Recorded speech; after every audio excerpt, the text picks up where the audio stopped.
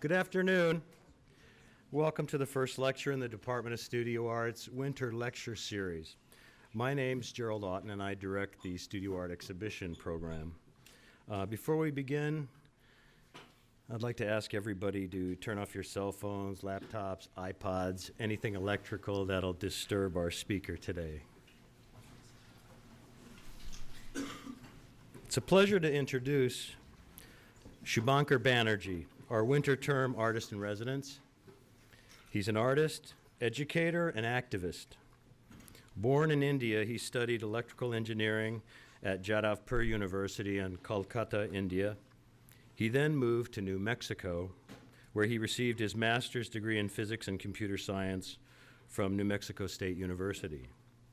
In 2000, after working 6 years at Los Alamos National Laboratory and Boeing Corporation, he left to follow his artist pursuits in the Arctic.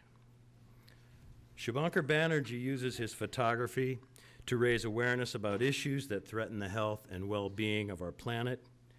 Since late 2000, he has focused all of his efforts on indigenous human rights and land conservation issues in the Arctic.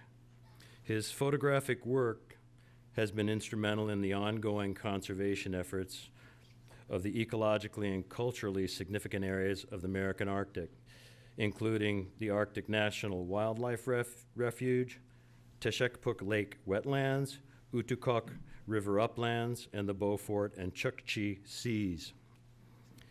He works closely with the Gwich'in and Inupiat indigenous communities of Alaska and the Canadian Yukon, and most recently with the Yukagir and the Even indigenous communities of Siberia.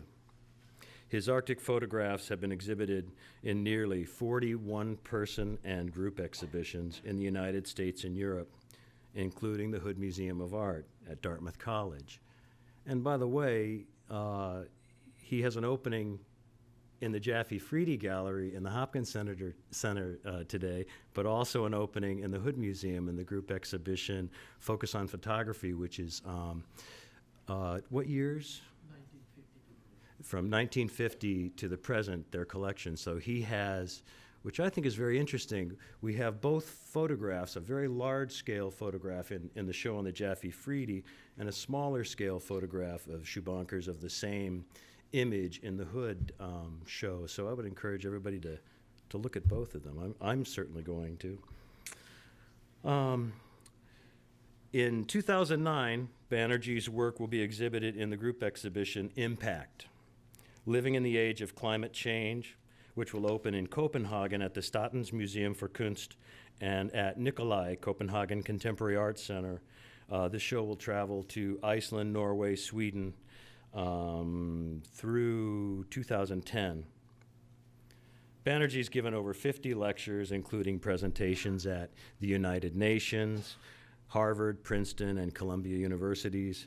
He received an inaugural Greenleaf Artist Award from the United Nations Environment Program and an inaugural Cultural Freedom Fellowship from the Lannan Foundation. He serves on the advisory board of the Blue Earth Alliance and has been a visiting scholar at the College of Humanities at the University of Utah in Salt Lake City, and a visiting artist at the FAR, Future Arts Research at Arizona State University in Phoenix. Subhankar tells me he's going to keep his studio door open. I think you're going to regret that. And for those of you who don't know, the studio is in the drawing rooms in the Hopkins Center. It'd be room 130, right across from the entry to the cafe.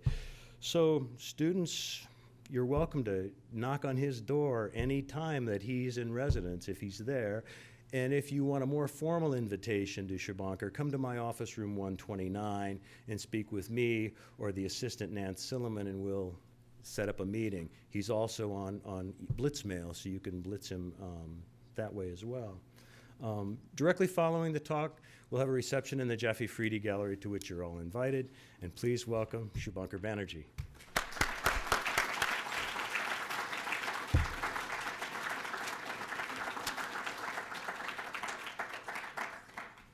Thanks, Jerry. It's it's a real honor and great excitement to be coming back to Dartmouth again, because 2 years ago I was here for a show at the Hood Museum. And my wife, Nora, who is in the audience right there, she and I arrived on Friday, and since then we have experienced nothing but kindness and generosity. And I'd like to take a couple minutes to express our gratitude to folks who made this visit possible. And it's sort of like almost an ongoing relationship. First and foremost, Professor Gerald Otten and Professor Brenda Garan, Brenda is right there, chair of the department, really made this visit possible, the residency possible. And it has been a great joy to work with Jerry, putting together the exhibit, creating the catalog, and putting the show together. It's been just a joy to work with Jerry. So Jerry, thank you very much, and thank you, Brenda.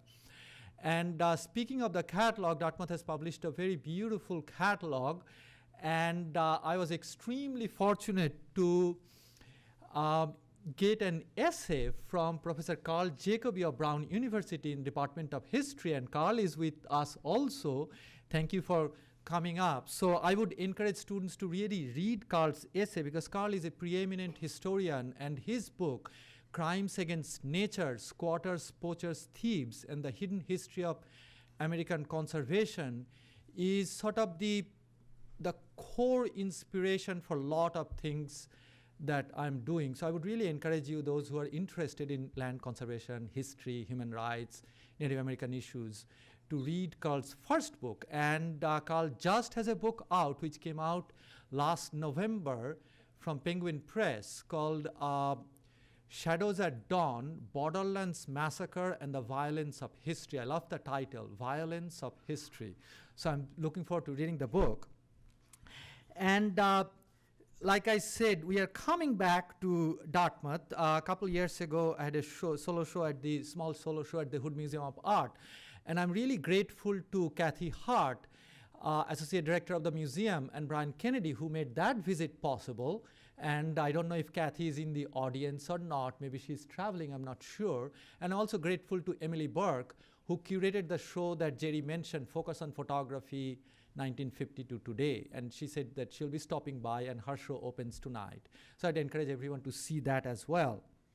And thanks to John Crane helping Jerry to put the show together, and so many people to thanks. What I'll do is, I gave a talk exactly at the same auditorium, so I was kind of debating, what should I be speaking, different things, new things. There is a lot of new things, but I realized that we would have nearly a completely different student body. So I'll be talking about some of the things I spoke before, but I'll be presenting a lot of new things, and I'll focus more on a little bit of thoughts rather than information, and how do we think about the North. So Jerry mentioned that 9 years ago, who would have thought, I was crunching numbers at Boeing Corporation in Seattle, and here I am at Dartmouth as an artist in residence. So anything is possible, really. And in this project, I realized just about anything is possible. So, so those of you young students, like Jerry mentioned, my door will be open. So please come by, and we'll have a conversation, share with me any work, ideas, thoughts, whatever. So that's why I'm here for, that I'm here till March 10th. And the door will indeed be open. And unless there is a class going on. And I know I was interrupting a little bit of Enrico's class today. So thank you so much for introducing Professor Enrico Riley. My Arctic photography started with a trip in the Canadian subarctic in late 2000. The following year, I spent about 7 months in the Alaskan Arctic in a place called Arctic National Wildlife Refuge. And that first year, I photographed everything that I could point my lens to, basically just documenting whatever I could. End of the year, I realized that the idea to document the Arctic is a futile one. The land is very vast, the biodiversity very broad, and there are numerous indigenous communities. And I realized I had to simplify. And I realized I needed a few motifs, handful of motifs that I could then comprehend and wrap my head around and then follow through as the project progressed. Now the project in its 9th year and it's ongoing. And slowly develop these motifs over time. The primary motif became color. I wanted to present the Arctic with grays, blues, white, browns, greens, but not any color, minimal color. And I started asking simple questions like, can I create a photograph with gray and brown and blue, white, brown, and blue? So some of my inspiration came from minimalism and abstract expressionism. The idea to present the color, the Arctic, with such a color framework was a political choice. In the popular conception around the world, wherever we are, come from India, the Arctic, or that part of the planet, is thought of as a place of snow and ice and snow. And in the words of pro-development United States members of Congress and the cabinet, the Alaskan Arctic has variously been described as a frozen, quote unquote, frozen wasteland of snow and ice, barren wasteland, and flat white nothingness. And in popular US TV programs like 60 Minutes, the Arctic has been described as a hostile wasteland. So color, I thought, would be a wonderful way as a visual language to help us unlearn some of these intolerances. So that was the primary motive, was color. The next two motifs dealt with ideas for natural and cultural ecologies and ethics. And I really learned a lot about ethics from Carl Jacobi's work, which is extremely influential. As the project progressed, the scope became narrower and my intention started becoming deeper. So instead of, like I said, the Arctic is extremely biodiverse, and as it happens, for whatever ecological reasons, the Arctic, if you carve it up in 4 quadrants, the quadrant that falls the Alaskan Arctic and little bit of the eastern Siberian Arctic happens to be the most biodiverse part of the entire circumpolar Arctic. It's an incredible biodiversity. But what I started doing is, instead of focusing on all kinds of wildlife, I started focusing on, which continues to be the case, only on 4 things. And they are birds, caribou, whales, and fish. Because my main interest lies in the ideas of local, regional, and global interconnectedness. And this choice was a political choice as well, because the Arctic is thought of as a place remote and disconnected from our daily lives. So the connectivity became a key concern of mine. And we think of the Arctic as remote, like I mentioned. On the contrary, hundreds of millions of birds migrate to the Arctic from every land and ocean of the planet. They go all north, and they nest there and rear their young, a planetary celebration of epic scale that has still been unfolding on the face of the planet. There are 2 species that go from India to the Arctic National Wildlife Refuge, the place Jerry mentioned. On the other hand, caribou, whales, and fish migrate sometimes maybe 100 miles or hundreds of miles, and sometimes thousands of miles, connecting up numerous indigenous communities through their subsistence food harvest. And that is an idea of local and regional interconnectedness. In the natural ecology work, I'm not interested in the individual of a species, but communities of species. So we slowly begin to see the Arctic as a nesting, calving, denning place, the birthing place. So that's the cultural ecology part. In the natural ecology photographs, I'm primarily interested in the subsistence harvest practices, as that is which the indigenous communities feel is threatened by the dominant culture, and it has become a serious human rights issue for the indigenous communities.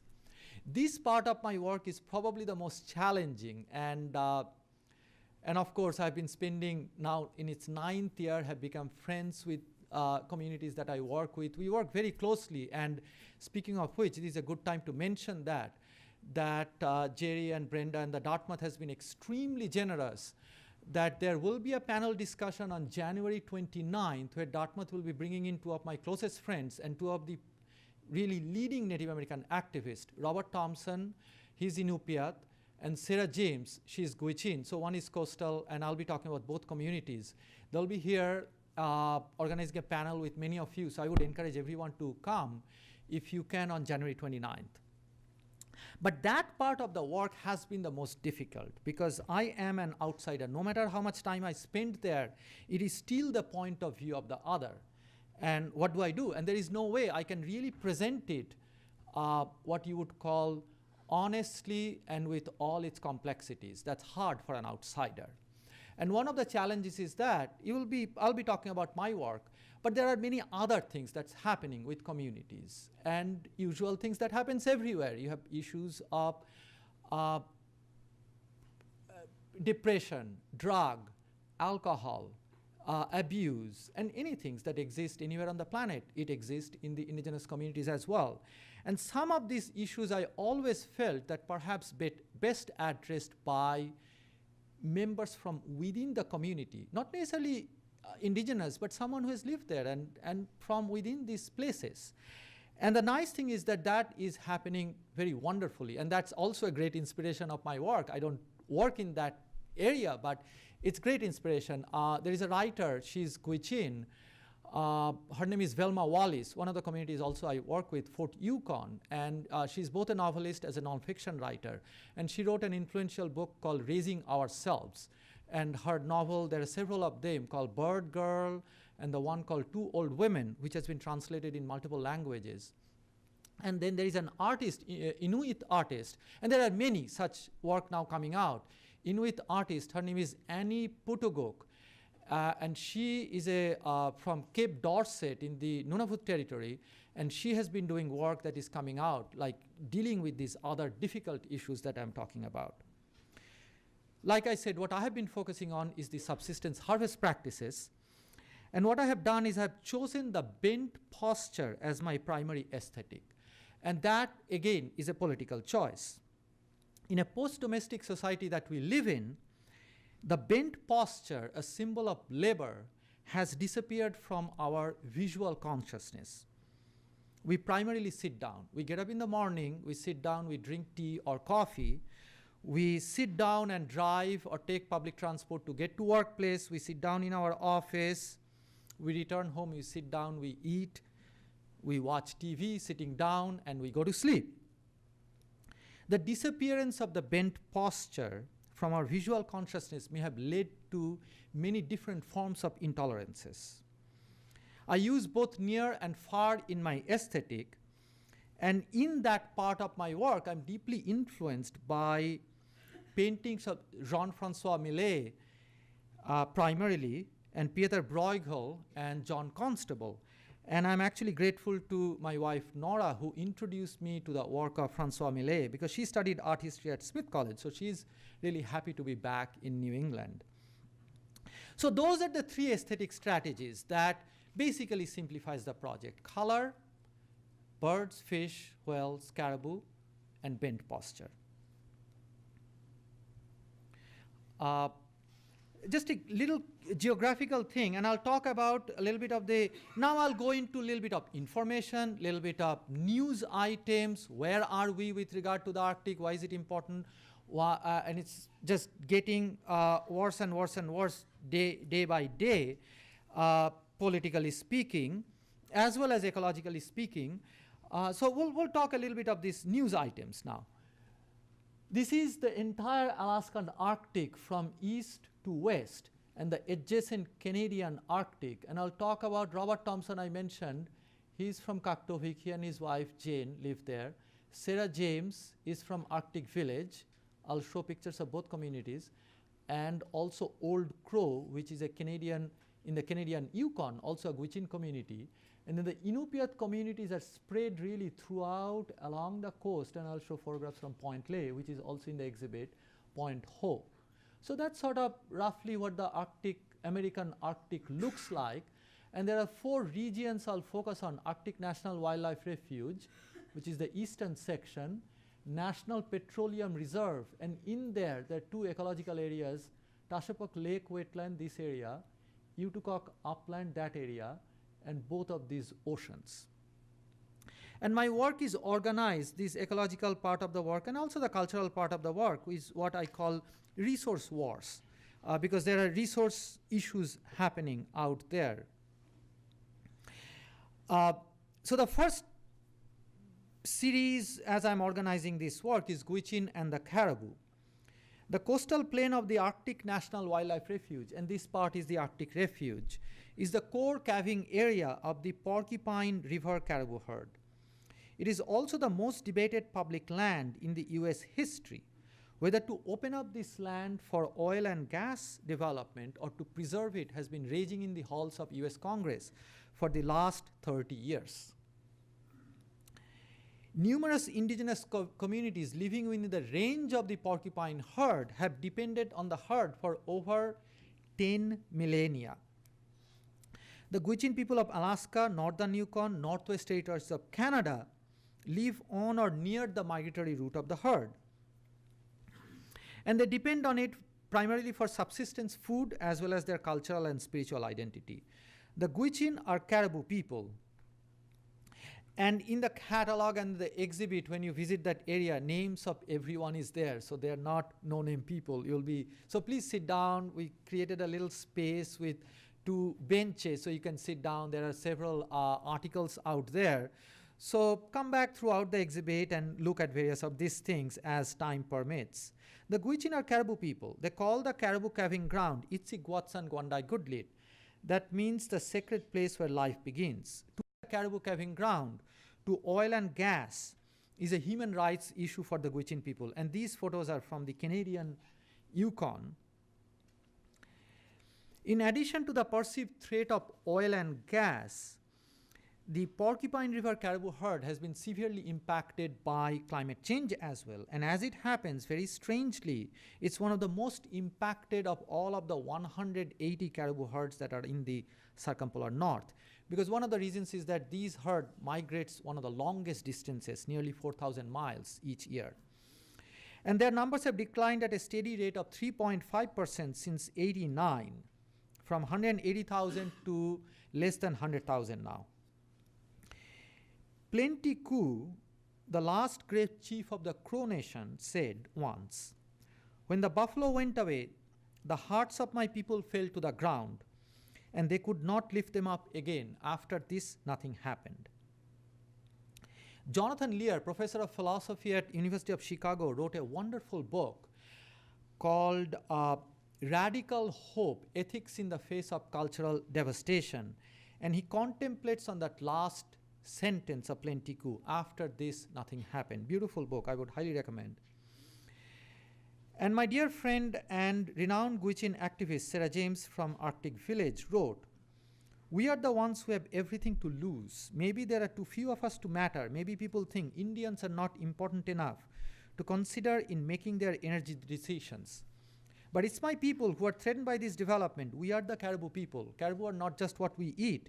They are who we are. They are in our stories and songs and the whole way we see the world. Caribou are our life. Without caribou, we would not exist." So in these maps, what we are really looking at is the range of the porcupine caribou herd, basically annually, because they're migrating. And so that's their whole year range. And the light brown is the range of the various villages, Gwich'in villages. So you can see almost a one-to-one overlap between the two. So that's where the connectivity comes in. As this herd is migrating through this whole area, different villages are situated in different places, and they're harvesting the caribou in different seasons.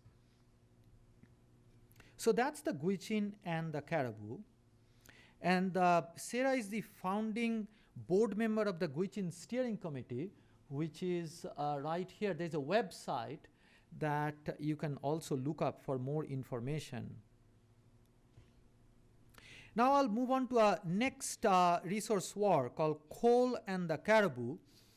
And we are now on the western side. This red, you're right, it's so difficult to see in the red thing.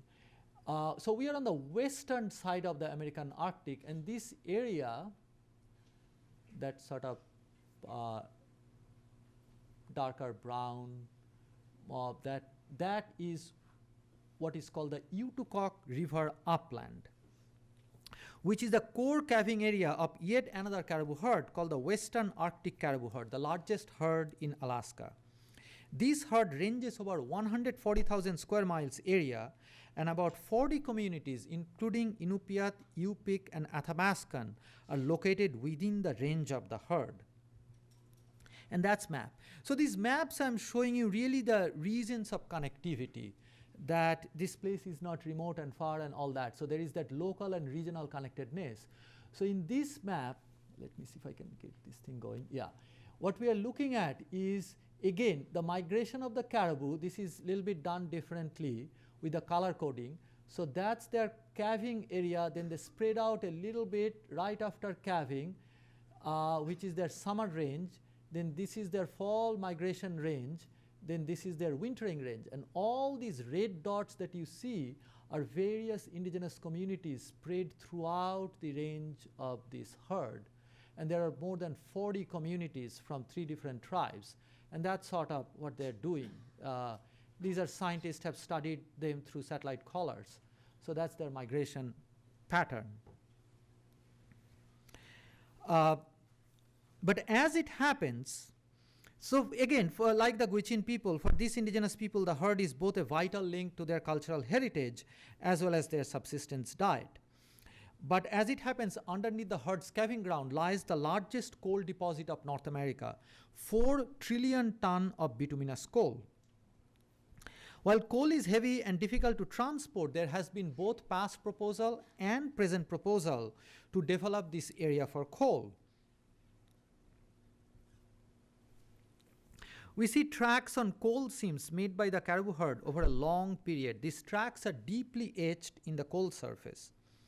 This also means, and as you will see, the images will start moving, that the coal is surface coal, which means the coal is right on the surface. So any development here means what is happening in the Appalachia, the mountain top removal, which is a highly toxic process. It's not just aesthetic problem, but it's actually an ecological issue, because they leave behind a toxic byproduct called coal slurry. And you can see coal slurries from air in the Appalachian region. In 2006, the Arctic Slope Regional Corporation signed an agreement with BHP Billiton, a Canadian mining company, to develop and explore this area for coal. And there are some people in government who say that there is enough coal there to fuel US energy for 400 years. And again, besides the threat of coal, this herd has significantly suffered from climate change. Their numbers went from 490,000 animals in 2003, in just 4 years, in 377,000 in 2007. And this photograph, you can actually see it in the exhibit as well. And those are caribou tracks made over a long period right on the coal surface. So I talked about the global interconnectedness, and that's what those birds are doing. As you can see, there is one arrow going straight from India all the way to the Arctic Refuge. So these birds are literally, they are coming from every corner of the planet, all the way going to the Arctic. And not just American Arctic Refuge. This is happening all over the circumpolar north. So it's like, as you see a spherical globe, it's going like that. And among the various parts of the Arctic, one area that is really important are these river deltas. These Arctic rivers are extremely important ecologically for various things. For the birds, it's the key. Several 100 million birds migrate to the Arctic each spring for nesting and rearing their young.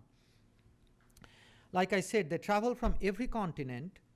The Arctic river deltas, this is the Hula Hula Okpilak Delta in the Arctic Refuge, and its surrounding tundra, wetlands, coastal lagoons, barrier islands, and near offshore waters provide rich ecological habitat for numerous migratory bird species.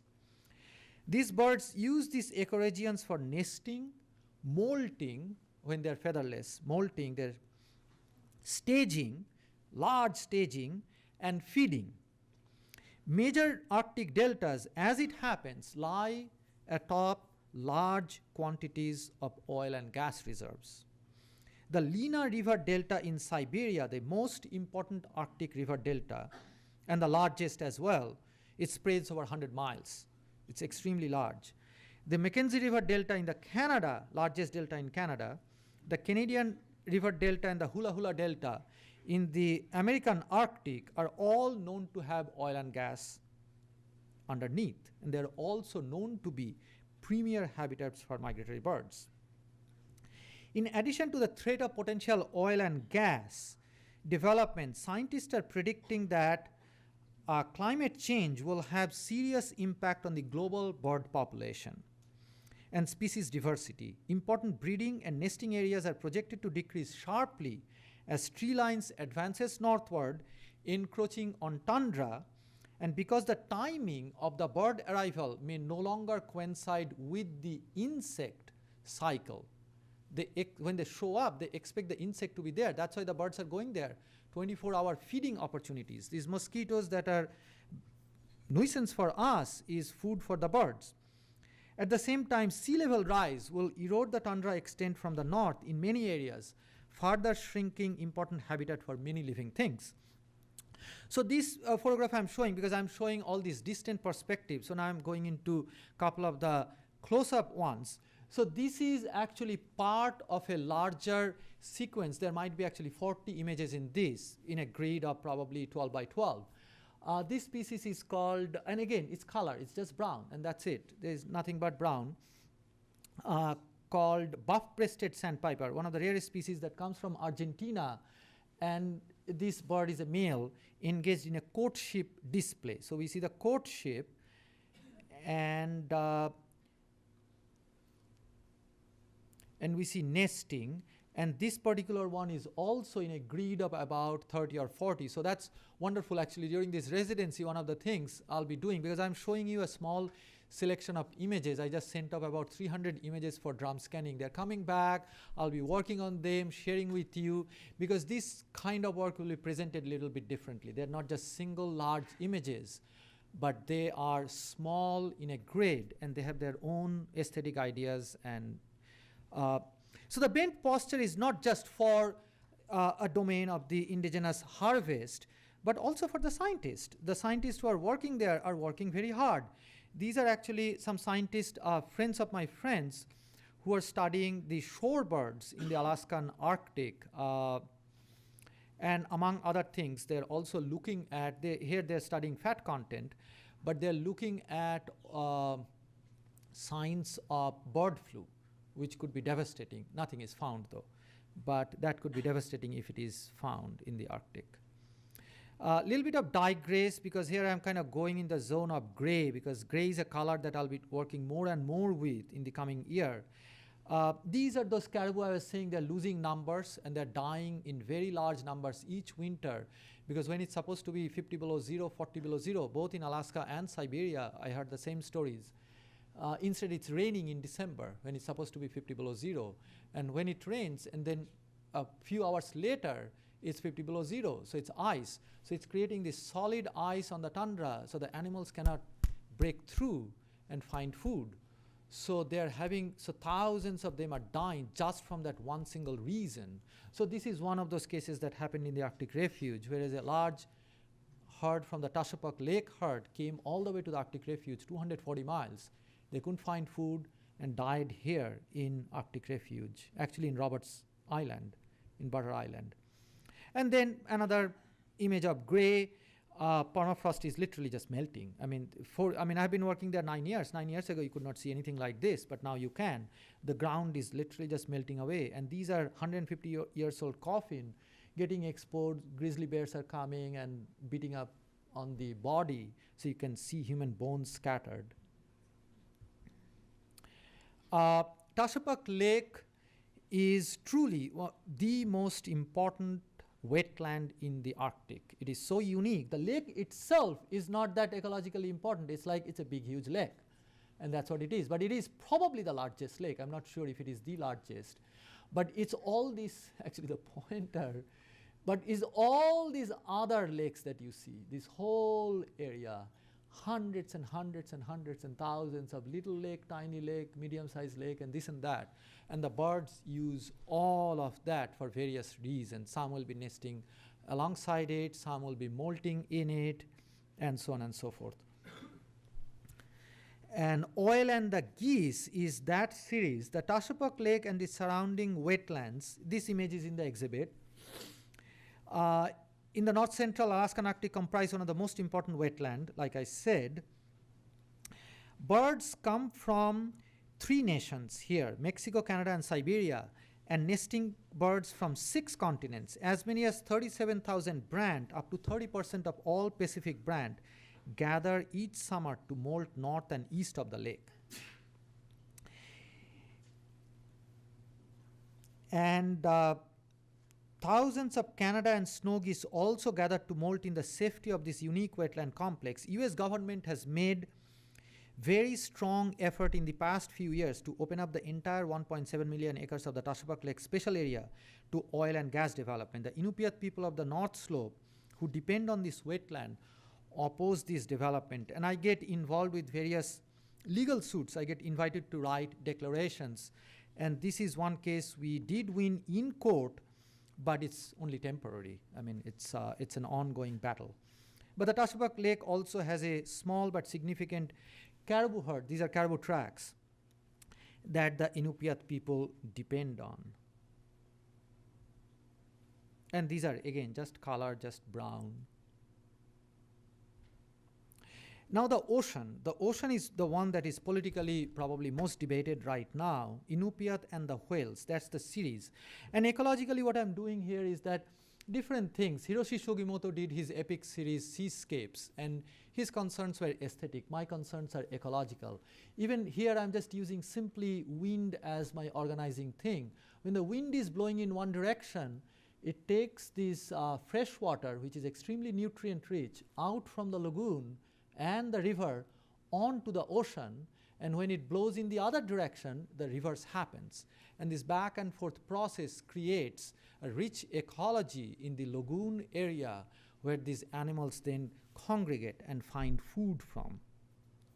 These are beluga whales with calves, that's in the exhibit also.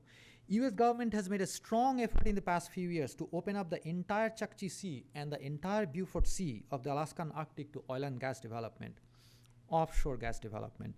Several leases have already been sold in the Beaufort Sea, and leases were sold on the entire 33 million acres of the Chukchi Sea planning area in spring of 2008. Inupiat communities all across the North Slope of Alaska depend on marine mammals of the Chukchi and the Beaufort Seas, including bowhead and beluga whales, seals, and walrus.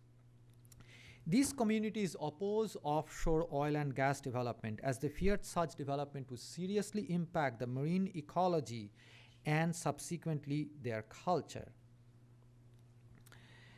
In the American Arctic, nearly 3/4 caribou roam the tundra, and tens of thousands of bowhead and beluga whales still migrate through these oceans.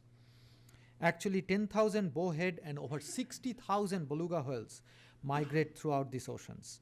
Numerous indigenous communities depend on these caribou and whales for subsistence food as well as their cultural identity. Again, I have been involved with at least 2 separate lawsuits against the US Department of Interior. One was for the Beaufort Sea, which actually we won in the Ninth Circuit Court in San Francisco, and one we just filed in November for the Chukchi Sea lawsuit brought on by the community of Point Hope.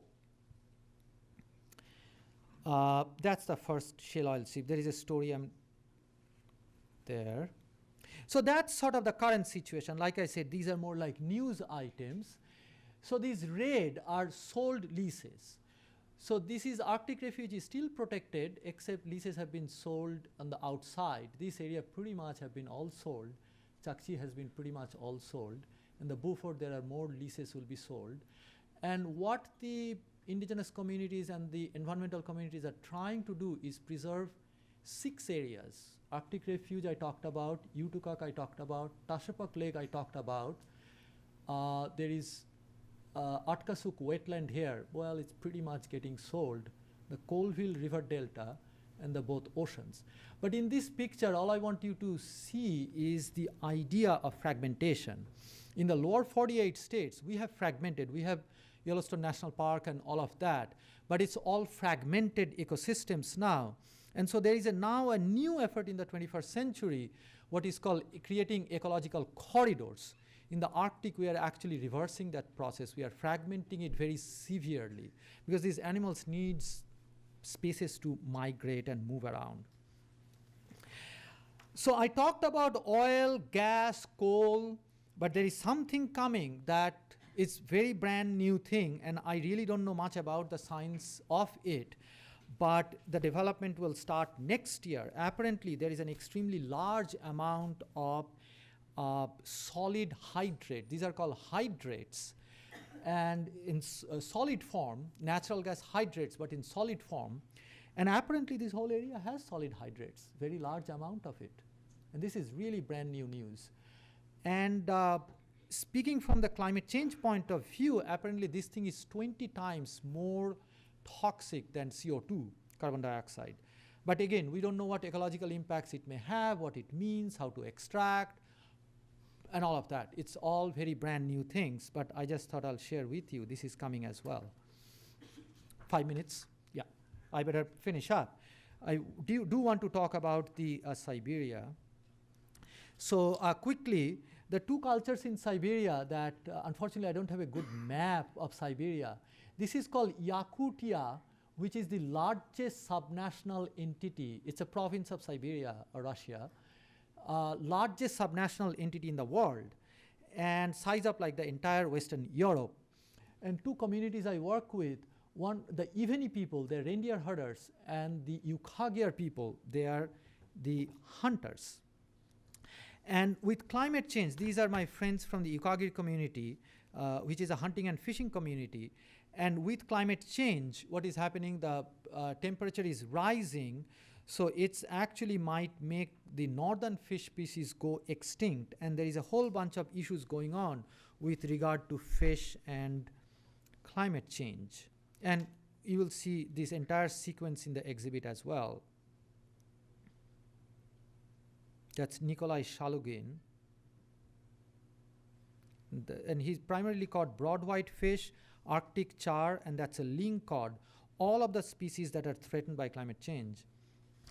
And these are the Iveni reindeer camp, and their issues are the same as in the Alaskan Arctic with regard to, and they are actually reindeer herders as opposed to hunters.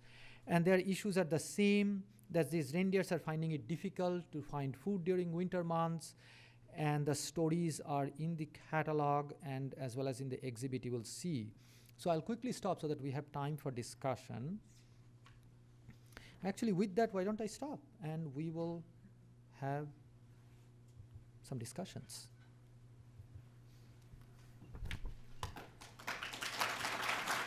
Thank you.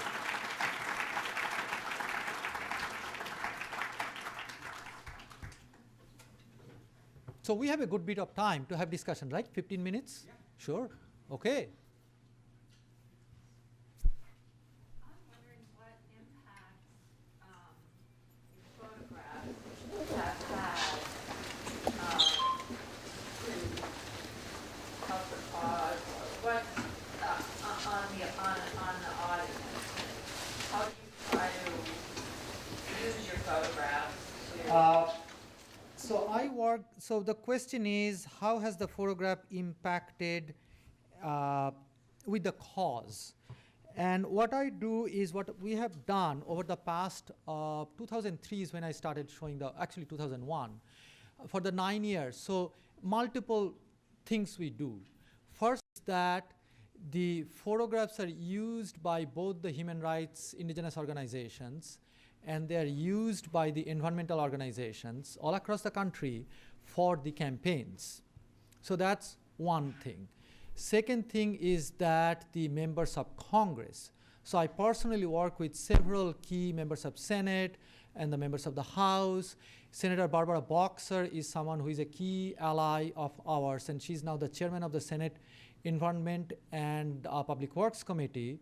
And Senator Boxer held up my work on the Senate floor on a very critical Senate debate that we won that day, 49-51. Since then, she has used the work in many different ways, and she has attended many of my events.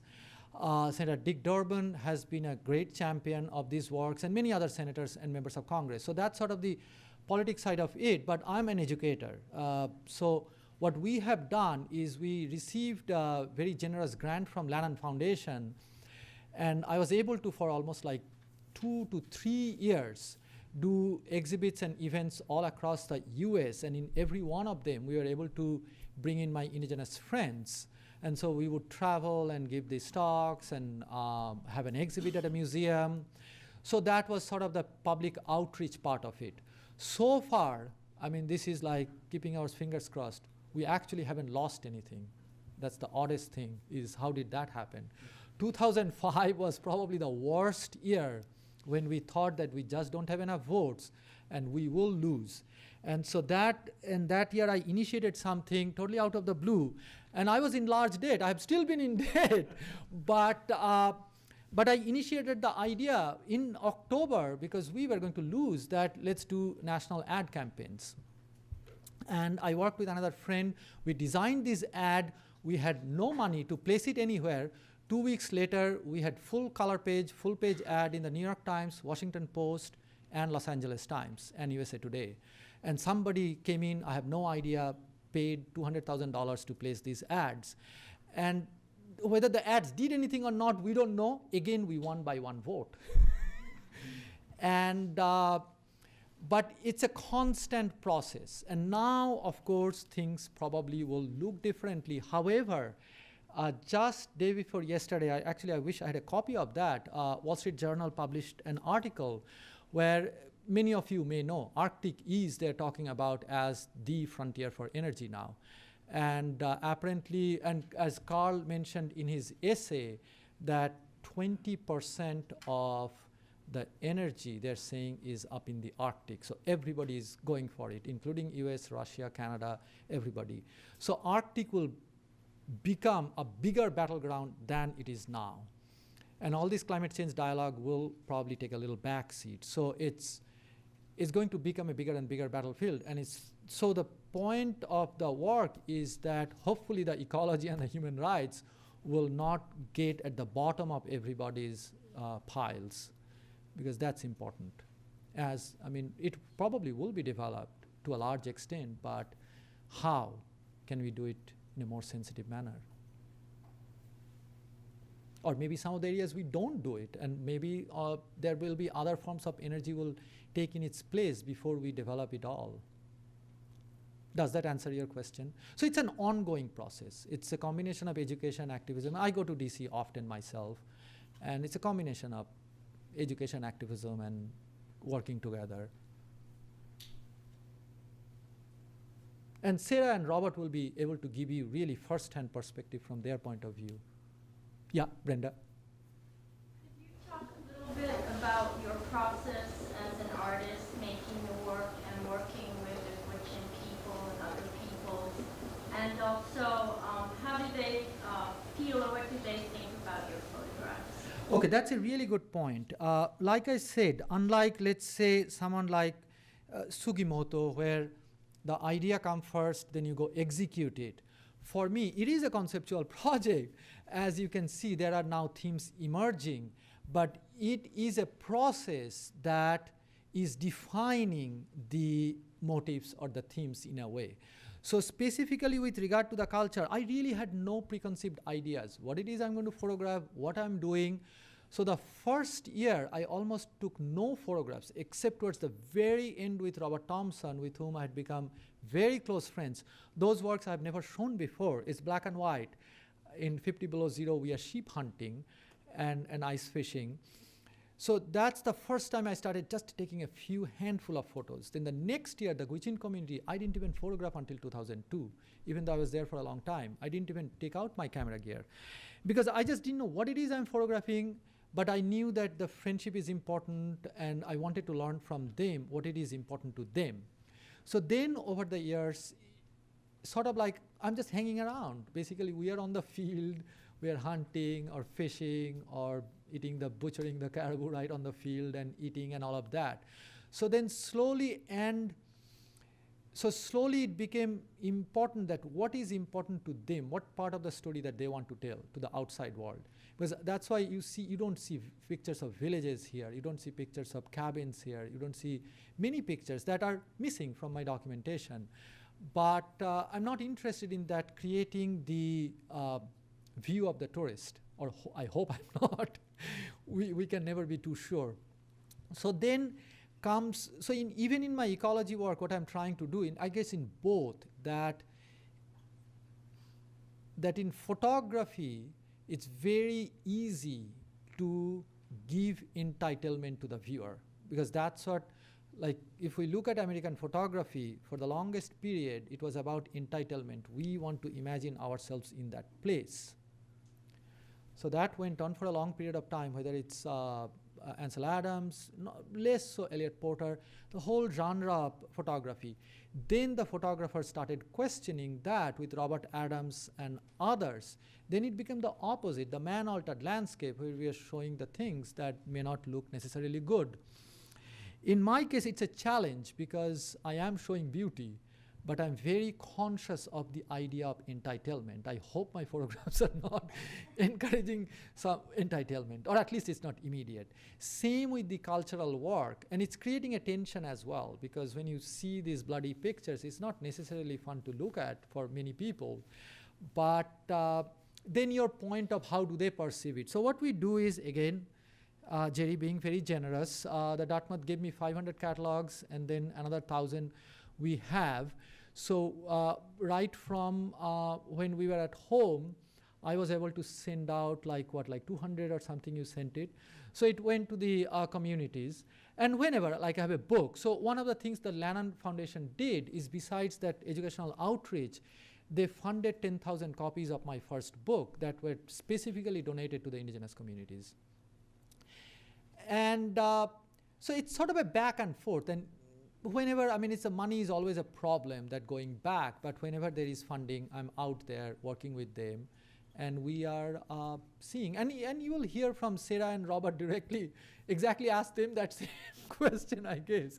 But one can never be sure, and it is probably the most challenging part of my work, the cultural work, and I can never be sure. Have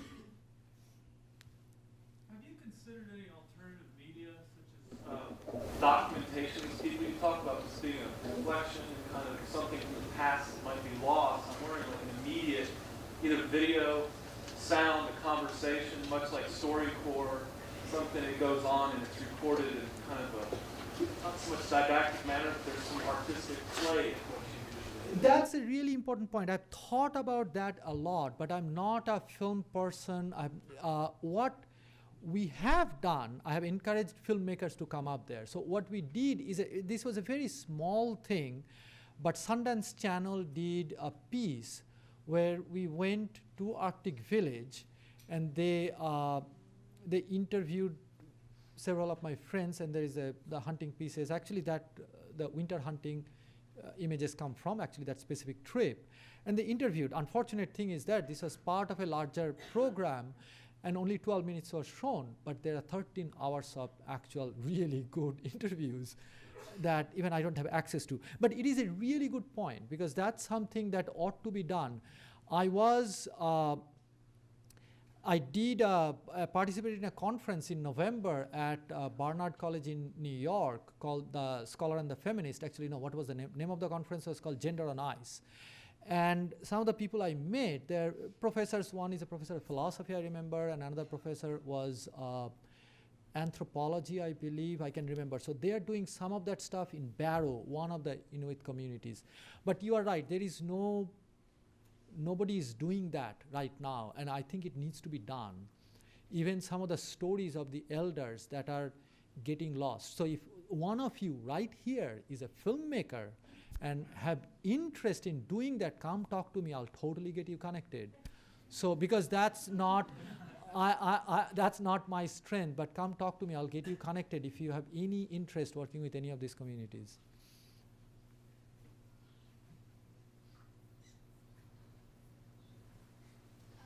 Where do you go for help with critiquing your photographs and all that stuff? Like editing out, Where do I?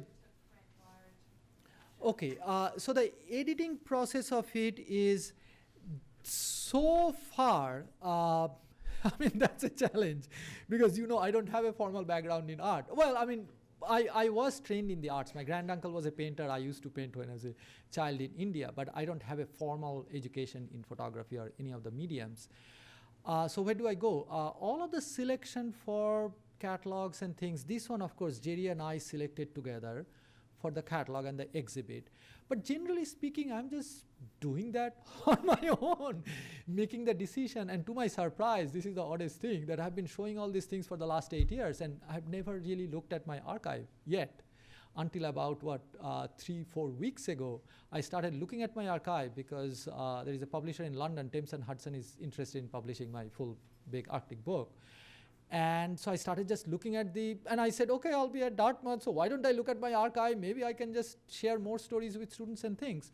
And to my surprise, like I said, nearly 300 images I found that I had never shown before, and I had to look at. So it's sort of the critique part of it. A lot of times the museum curators, they are sort of, when they're contacting me, I would give them a set of things, and then they would look at it. They'll say, okay, we want this and that and other things. So there has not been a formal sort of edit process of the whole thing yet, really. One more question, or maybe even two more. You had a question, right? What was related actually to the first one? I was curious, if you shoot your process, do you shoot photographs and then go back to New Mexico and print them, process them, or what kind of process do you go through? I'll tell you a funny story. Why don't I tell one quick funny story? So I was, like I said, I just left my science job, and I'm just out in the Arctic taking a few photos. And I had never published a single photograph, even in a little newspaper or anything like that. And the deal was that I'm out there, and it's a totally self-funded project at that point from my Boeing savings. So I was sending my films, and the first year I was there 7 months, second year I was there 7 months. So I'm sending my films back to my friends who are, and basically my training came from the photo clubs, which is really not looked at with high regard, but I was a photo club trained person. So the photo club, so my friends at the Boeing Photo Club and the Mountaineers Photo Club, two of them very close friends, they said, we'll edit it. And this is a real true story. So I sent them first batch, second batch, third batch, then I would call them up. And they said, you need to come back and take a class in photography because this is all disaster. There is nothing here that is publishable. It's total crap. You need to come back and we will help you, get you into a class because you're spending a lot of money. So that's how my first edit experience happened. That, but I had at least the resolve that, okay, maybe it's not all lost cause. And I continued on. But it's a difficult process. A lot of times you're not really seeing what you're getting and you're out there for a long period of time. But sort of having that faith that it's probably okay, unless there is a technical mistake that nothing can be done about, if the camera malfunctions or something.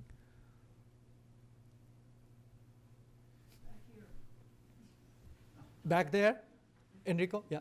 Yeah, so in your experience in being in the Arctic, your experience in actually being there, and then taking the photographs and having been there for quite some time, what do you think do the photographs not capture? Because for me, they really, I want to hear sound, wind, or cracking of ice, or so many things start to come to mind for me. The smell of the gas in the snowmobiles, the smell of the blood of the caribou.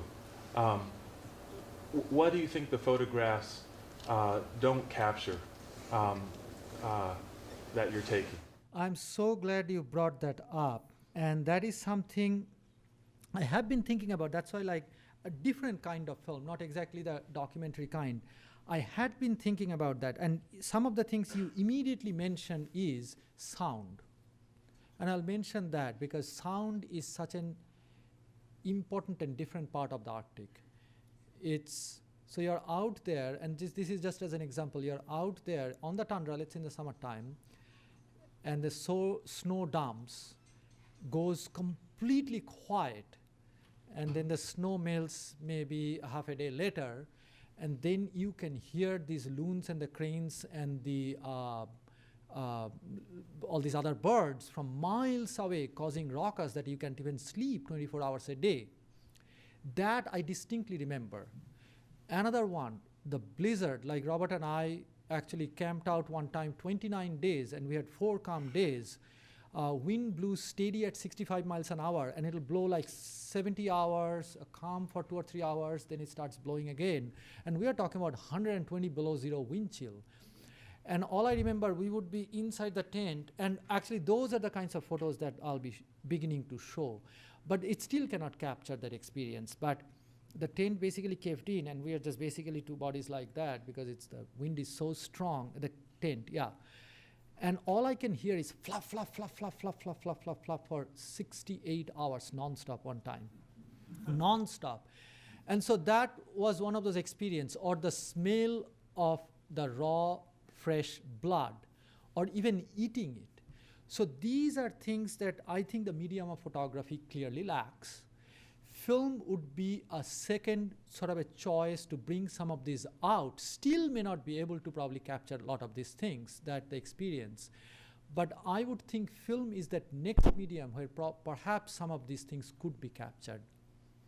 Thank you for that question. That's one of the, there is so many things that are missing.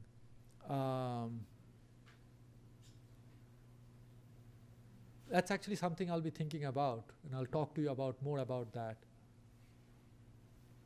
Well, Virginia, yes. It's interesting that came up because it makes me think of that Andy Goldsworthy film, Rivers and Tides. And, you know, many of us knew Goldsworthy's work originally as still photographs. And then what a revelation it was to actually see how his work was conveyed through a film, where actually the act of throwing colorful dust in the air, or the movement of water, the dissolving of sculptures, and it seemed to me that then the still photographs were kind of eclipsed by, you know, the way that the work came across through a film. This is related to other questions, but I just wonder if you could share with us a little bit about how, you know, many activists make photographs, you know, whale watch, you know, all kinds of social and political concerns that have to do with nature and the environment.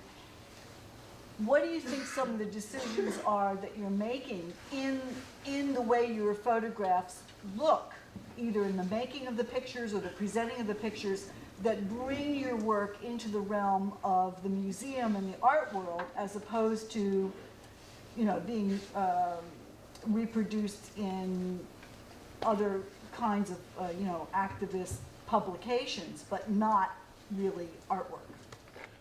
That is a that is a good question.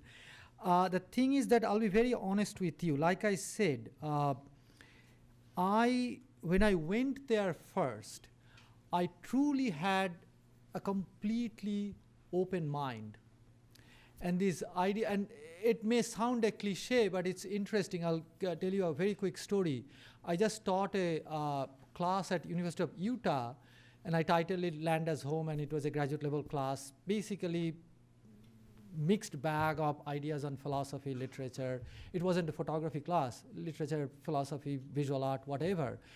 And the university was bugging me to give a syllabus or reading list or whatever, and I avoided because I was lazy mainly, but and I had hoped that it'll come together. But We didn't. We really did not have any kind of a syllabus. We did not have an idea even what the class is. And I met with the students the first time, and I showed them the movie Rashomon, because actually I forgot to mention that now I'm doing work in the desert as well. Both the Arctic project and the desert project both look like Rashomon, multiple points of view and conflicting points of view, overlapping conflicts.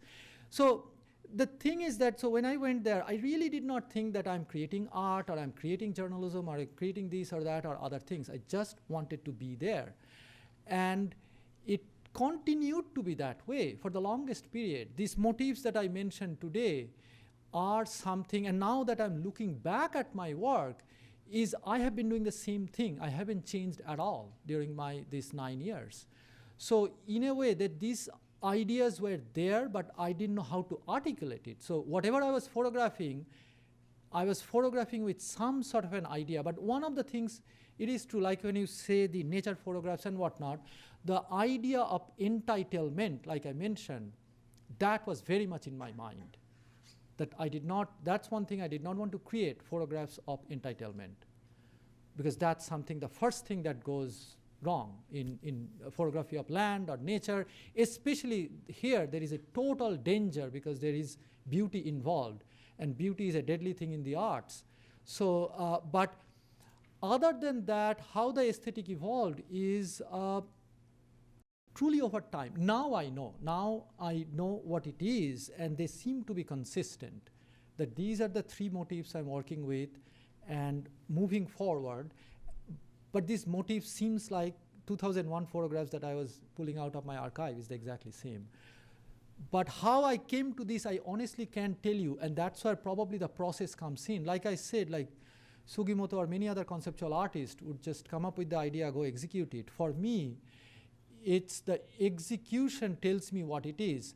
My desert work is conceptual from the get-go. Like all I'm doing is, and hopefully I have the whole portfolio I'll be able to share with students, please stop by, is all I'm doing is walking in a 10-mile radius around our home in New Mexico. That's all I do every day whenever I get a chance. Someday 3 miles, someday 10 miles or whatever. And I photograph just one single thing, choya. But it's really, the project is not about the choya, the project is about relationship to the land. And Nora is the first person to introduce me to this bird nest on a choya. And that project, actually the idea evolved almost 2.5 years later. I lived there, I wanted to photograph something, but I didn't know what it was. And it's small sets of things started then accumulating, which eventually led to a project. Now it's a process. So I don't have a clear answer. I think for me, the experience defines the concepts or the ideas probably. And of course, at the same time, I'm reading as much philosophy, as much literature that I possibly can. My influences don't come as much from photography, by the way. But painting, I study painting as much as I can. Of course, mostly from books with a few originals. But that's pretty much what I would say, the combination of experience and reading and teaching, getting ideas.